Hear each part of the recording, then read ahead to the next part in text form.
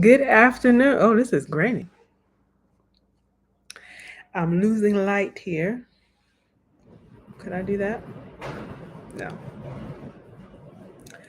And of course, it's getting loud, of course. So we'll go ahead and do this video. How are you? This is Halana Black. I'm your favorite freelance writing and journey coach. And today we're talking about how to impress your freelance writing client on your first freelance writing assignment. So I'm going to cut this into two different parts. The first part will be before you get hired. There's a few things that you need to do. And then, of course, there's the small details that you need to do before you actually, or when you actually walk into your first assignment. Um, so, how I go about getting my clients, I usually use LinkedIn as sort of my CRM, a customer relationship management system. I pay for the version of LinkedIn, the paid version. But as a newbie, you don't have to. You don't have to do it. You can just use the free version. I did that for years. Um, so you can go ahead and use the free version of LinkedIn, and I use that as a space to be able to connect with my potential freelance writing clients. So when I connect with people who are generally, as I always explain, I work in the tech space. Um, Corporations, tech companies that are interested in writing tech materials to be able to sell their technology, usually software, to other large corporations. And so what I do is I send them messages via LinkedIn. And of course, when you send people messages via LinkedIn, you can ask to uh, send them like a connection request. And what a lot of people do, what most people do on LinkedIn, is they just send the connection request without any extra. Um, Hello, my name is. Most people don't bother to do that. I always make sure that I send some sort of a quick introductory 2 to 3 sentences of hi, my name's Halana Black. I generally work with these people. I'm a freelance writer. Great to meet with you here on LinkedIn. And I send that to them, and they usually will just connect with me. And so I'm always, whenever I connect with someone online via LinkedIn, I always make sure that I use professional communication when you are sending out, particularly as a freelance writer. You don't want to use, grammar that's incorrect. You want to make sure everything is spelled correctly. I like to be able to use the person's name in the communication. And so make sure that you spell the person's name correctly. That's always very important. So spell check, check your grammar, make sure you're using the right person's name. Number two, once you get to a point where the person is like, okay, we're looking for a freelance writer and I would like to be able to speak with you. And you may have some sort of conversation via LinkedIn, or they may have asked you to send them something in their email. And so you want to be familiar, at least at the most rudimentary level, with of what they do as a business. So how do you do that? You find out what they do. You can go to their website.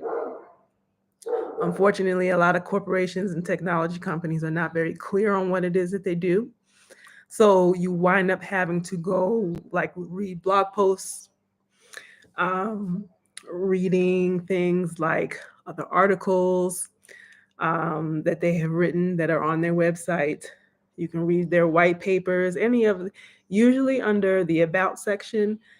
They might have a resources section or anything like that where you can look at some of the materials that they produce that will have something in there that will explain what it is that they do at the most basic level. You don't need to know everything, but just know basically what it is that they do. You don't necessarily need to be an expert. And then they will usually ask for your portfolio. Your portfolio is very important because it shows them how professional or unprofessional you really are. Now, I know as a newbie freelance writer, you're like, Kalana, well, I don't have um, any or many pieces to be able to display. Well, I can do another video on how to be able to get pieces to put in your portfolio. But what you can do to begin with is you can send them samples of work that are closest to the industry that they work in. So if you're doing if they want blog posts for a cryptocurrency company, hopefully you might have written somewhere something in regards to cryptocurrency. If you haven't really written about cryptocurrency before, perhaps you have something about finance or fintech or something related to finance or financial education somewhere. Um, and then if you don't have that, you send them what you have. If they want blog posts, send them the absolute best blog post that you have on, whatever it is that they might find to be interesting. Okay. So once they look at all of that and they're like, okay, let's move on to the next stage is which is they have a meeting. They know that they have some projects coming up and they think that you may really be a strong candidate to be able to do a job. Now, in my experience, if they say that they want to meet you over Zoom or over the phone, that generally means that they have work for you. They just need to be able to put a name to a face or a name to a voice, just to be able to make sure that you are who you said that you are. So they schedule a meeting with you. Make sure you put this meeting in your calendar and make sure you check it out. For me in particular, this is important because I live in different time zones. But even if you live in the States, there's at least 3 or 4 different time zones in the United States. So you don't want to mess this part up. Be organized and put things on your schedule and make sure that you have things in the correct time zone. When you get on the call or the Zoom call with them, be ready to discuss your background as a writer, be able to talk about who you are, where you're from, maybe how long you've been a freelance writer for, what it is that you like about freelance writing, what you like writing about, what types of things do you like writing about. And if you have any relevant experience that's related to the thing that you're going to write about, or the industry that you're going to write about, or a particular skill that you have pulled from your past experience to this particular job. So let's see, I'll take myself as an example. I don't particularly have a tech background. Like I've managed educational programs in the past that related to tech, but I don't like technology is not really my specialty. I have before I became a freelance writer, been writing for about 8 years. And then before that, I had about 12 years of experience teaching adults. And so I always explain that I'm really great at the process of teaching how things work, how how to be able to go through things step by step. So because I had to do it all the time as an educator, and so when I'm writing about pieces of software or other pieces of technology, and I have to teach people the benefits of this particular piece of technology. I might have to teach, the bare basics or the rudimentary basics of how that particular piece of software works. I always say that my educational background actually works for that particular um, for that particular job that I'm doing. And they always agree. They always agree with me. They're like, yeah, we really need somebody who can explain things in plain language that really works for the customers that they're working with. And then you always want to end the call with any questions. They'll ask you some basic questions, and then they'll ask you question. You get to ask them questions about the type of writing that's expected. So be clear on what it is that they want. Like, do you just need blog posts, or do you need other things? They might need white papers. They might need ebooks. Just sort of get a feel for what it is that they need, and be ready to demonstrate that you can fit in um, at some point with what it is that they need.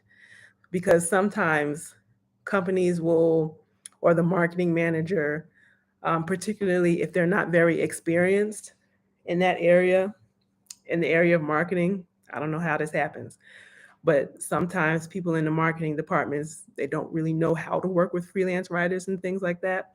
And so if they hire you for blog posts, they may not think to hire you for other types of writing work. So I always let them know that I am available to write a variety of pieces of marketing materials for them, not just the blog posts. And then I always want to be able to get clear on the general audience of the types of work that they want to do with me. So in my case, it's usually high level executives because I do B2B, or business to business writing for technology companies. So that means that that's usually the chief technology officer, chief information officer. Um, I've worked for education companies, so working with like college presidents. I've written things for um, all sorts of people in higher levels of administration in corporations. I've also written things for like customer service professionals, writing about customer service software and why they should choose this particular piece of software, which is different language. So if you're writing for higher ups, like the chief technology officer, you're going to use different language for them as you would for like a customer service manager.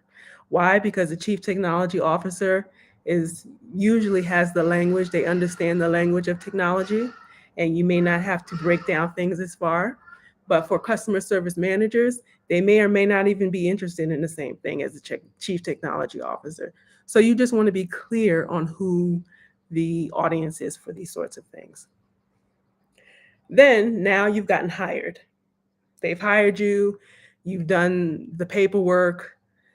Um, and so now basically you're going to be communicating with them via via email for the most part. Um, what they're going to do is they're going to send you a brief, and a brief is really just half a page to a page of maybe even just a quick email on what it is that they need for the assignment. So you want to make sure you read the brief, get clear on what it is that they need for the assignment. If you have any questions, you ask questions immediately. Don't wait until the day before the assignment is due to start asking questions. You want to be able to read it well, get super clear, make some questions up if you don't really have anything, just to be able to make it look like, okay, I'm on this assignment and I'm excited to do it. Double check the deadlines. Double check the deadline to make sure that what they wrote was actually what they meant. So I would usually repeat in an email. I say, okay, this is great. This is going to be due on July 7th, 2023. Sometimes they may even have a time on it. Um, and then what you want to do is you do the assignment. When you write the assignment, you do it to the best of your ability. You always want to do spelling and grammar check. I highly suggest using the app Grammarly. That's a really great tool, even for those of us who are really great at spelling and grammar.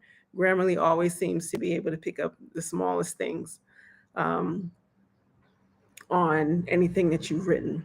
And if it's really something that's a piece that's a little bit longer than just the usual 1 to 2 pages, your eyes start to miss stuff. So Grammarly sort of works as an assistant for you. I highly suggest using it.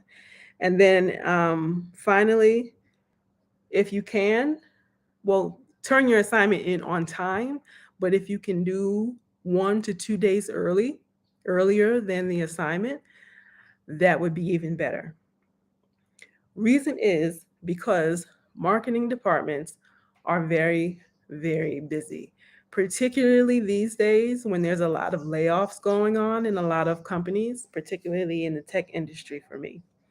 So there's less people in the department to be able to do things, to be able to do things and handle deadlines and all that stuff. So if you can show that you can get stuff to them on time and even early, that means that you're serious and that you are someone that they can count on, right? So get your stuff in on time, preferably a day or even 2 days earlier than the deadline.